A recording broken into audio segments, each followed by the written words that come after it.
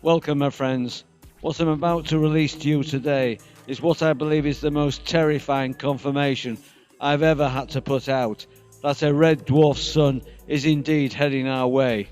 This info I'm about to pass on to you all does not come from a website, but from the power structure that runs the United States of America. This info was sent to me by Eric Briggs, allegedly a former investigator to Senator Jim Davis, and according to Eric Briggs, this info allegedly originates from Senator Jim Davis's sister and personal assistant. Okay, into this full email that originates from Eric Briggs that will blow your minds wide open. Email titled Re Senator Davis. Timeline Monday, January the 13th, 2014. At 11:01 p.m. Hello, my name is Eric Briggs. I did investigation work for Senator Jim Davis. After learning my friend of 20 years has Alzheimer's, and my work became part of a medical marijuana bill in 2012. Then I found my son was going to be taught his core curriculum and opposed that. My work on this got the legislature to unanimously reject the core, only to have the state superintendent push it through with the Fed anyways. My investigation of her became a state attorney investigation. I had previously moved my son and I out of Los Angeles the year before due to the fact I had noticed the stars were bouncing about 20 degrees in a night at Rice Point for about 20 degrees, then returning to start point north and south in about a week. I recognize this as our planet tipping because the constellations are supposed to move only about 1 degree a day in a process over a year going through the entire zodiac. Well, after having my work met with such good reviews, I decided at this point I think Davis and his sister are familiar with my in-depth research and felt confidence to approach them on this earth-tipping idea I had.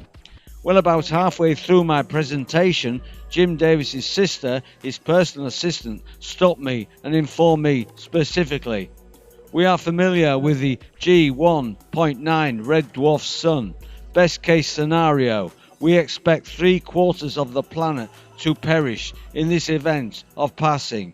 In short, the FEMA camps, coffins, furnaces, indefinite detention, martial law, UN troops, joint force troops like Russia and China are all for cleanup after this event. They are expecting it to pass very close by our sun. They expect this spin our Earth is on to come to a stop fairly abruptly, causing surges in the tide worldwide. Due to both motions of tip and spin, it has already begun to occur in places all over the world. Jakarta, capital of Indonesia, is 40 meters under the ocean in spots. Fukushima quake and subsequent uptick since 2010 of 300%. The phenomenal sinkhole phenomena, the loud noises, all connected to this magnetic battle over Earth. If this passage is too close, we will be threading the needle between a sun, 4 planets and 7 moons, and the sun will be burning much colder than ours. This will produce much iron oxide and iridium, and debris being from grain of sands to 70-pound iron rocks.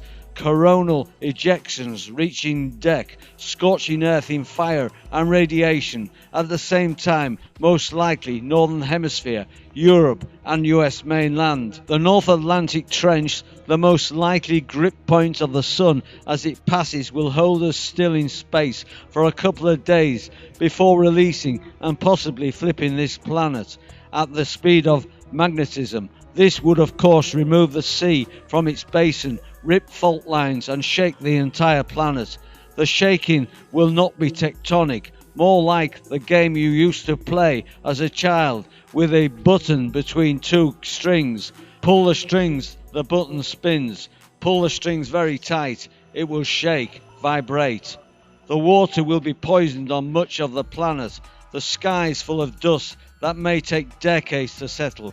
Fully expect every volcano that has gone off in the last 300,000 years to also erupt, adding to the dust layers, making an ice age very possible also. This followed with me begging them to disclose. She responded, "We are putting out disaster prep commercials. I responded, "You have made prepper a dirty word." She said the counties are also preparing for this. I informed her she lives in the Bible Belt, and when people find out she and her brother knew, they will hang you from the street poles. She responded, "I will be in my bunker." It escalated from that point with things I much rather not repeat. But know this, since that day I have been on this computer yelling everyone, look at the moon, flipping 180s in the sky, nightly wax to wane, is no joke in 12 hours. And so far have met a few folks having been looking for answers, but I don't even know how to take a screenshot, let alone make a video. I do know what I've been told and swear to it. I've even boldly tied my name to a specific senator and bills and actions of this state directly influenced by my investigating, as nothing more than a concerned citizen that once took pride in serving in the US Navy, helmsman of the USS Texas from 88 to 89, from Bering Sea to south of the equator and almost all points in between. I'm proud to be able to continue to serve my civic duty as a concerned parent through my volunteer work for this state of North Carolina.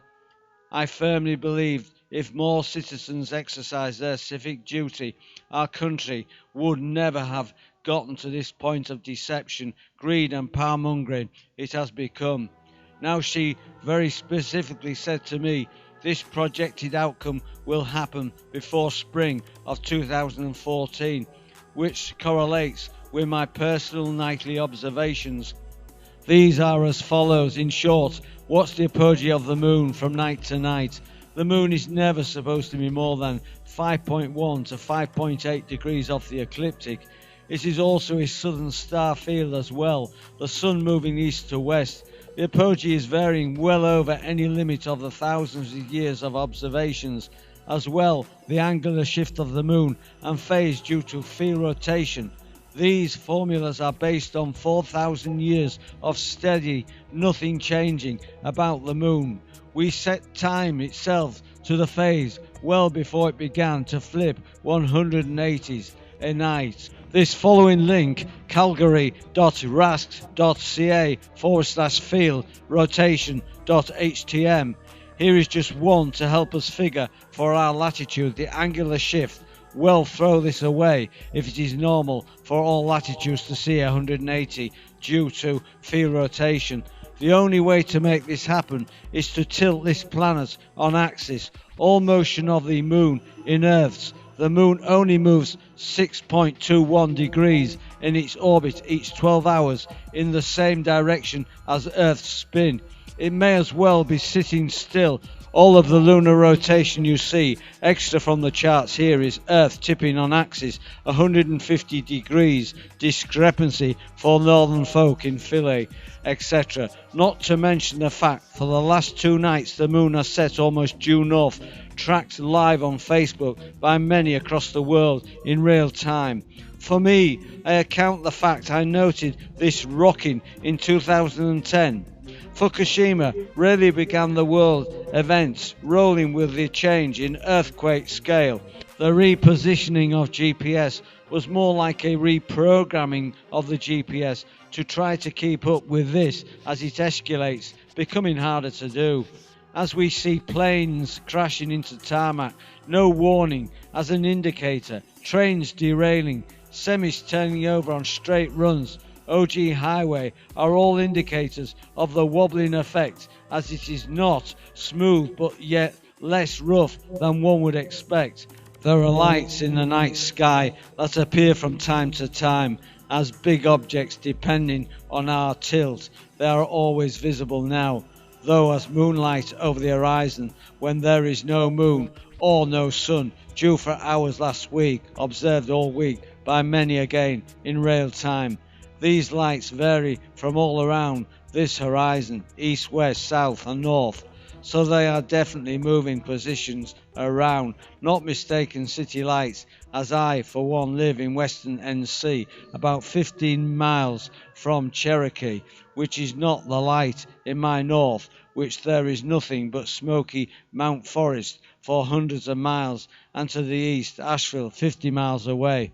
I have yet to see source, but know quite a few that have, including my son's grandmother above Philae. Mum said, however, the light at night can clearly be seen, even if you can't see the almost moon-sized red sun every night. Its light is there. The stars also are no longer rotating so smoothly. The Big Dipper at sunset has been almost due north since last fall. It is also moving northwest for a couple of hours, well against the grain of normal rotation being west to east in the northern field. The Inuit Indians are also having trouble star navigating to find their way home from hunting and cannot travel at night anymore. I can no longer stand on my porch and point at you and your either. My only solution to this is telling folks to bottle water and prepare as best they can. Get away from the ocean, 500 miles minimum. Now, I contacted the Haywood County Sheriff's Office about 6 months ago to confirm they are preparing. After bouncing me to and fro, I came in contact with it, in charge of disaster prep. He was reluctant at first to talk, so I obliged by continuing to speak. After about 3 minutes, he decided apparently I knew more than he was told and began telling me of bunkers full of meals and the deputies travelling 40 miles to get pallets of water from Costco. I informed him his watershed would not be thereafter and suggested they fill 2,000-gallon containers instead. The disaster prep specialist at Haywood County told me, wow, that's a great idea. Lots of laugh. I wonder why he didn't think of that. So at least interior North Carolina counties are preparing. I haven't a clue as far as anyone else, as I'm a self-employed full custody dad of a homeschool 9-year-old D. I haven't the time to worry about other states, truly. So there you have it, total confirmation from the very top of the United States power structure, the US Senate. The proof are elected officials who you put your trust in. Once elected, turn their backs on the people who elected them to high office by preparing their own survival while ignoring to inform the people of this coming catastrophic event. This is pure evil and total genocide.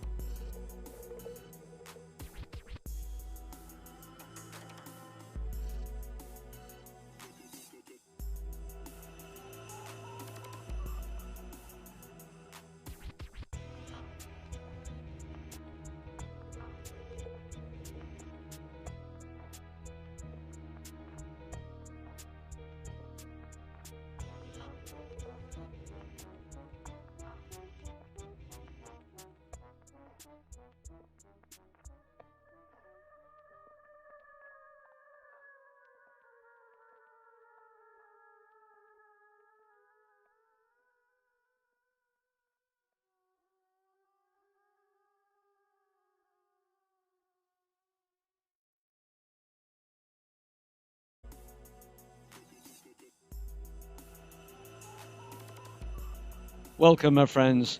What I'm about to release to you today is what I believe is the most terrifying confirmation I've ever had to put out, that a red dwarf sun is indeed heading our way. This info I'm about to pass on to you all does not come from a website, but from the power structure that runs the United States of America. This info was sent to PM. Hello, my name is Eric Briggs. I did investigation work for Senator Jim Davis. After learning my friend of 20 years has Alzheimer's, and my work became part of a medical marijuana bill in 2012. Then I found my son was going to be taught his core curriculum and opposed that. My work on this got the legislature to unanimously reject the core, only to have the state superintendent to me by Eric Briggs, allegedly a former investigator to Senator Jim Davis. And according to Eric Briggs, this info allegedly originates from Senator Jim Davis's sister and personal assistant.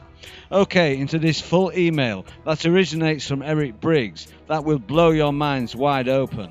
Email titled Re Senator Davis. Timeline Monday, January the 13th, 2014. At 11:01, push it through with the Fed anyways. My investigation of her became a state attorney investigation.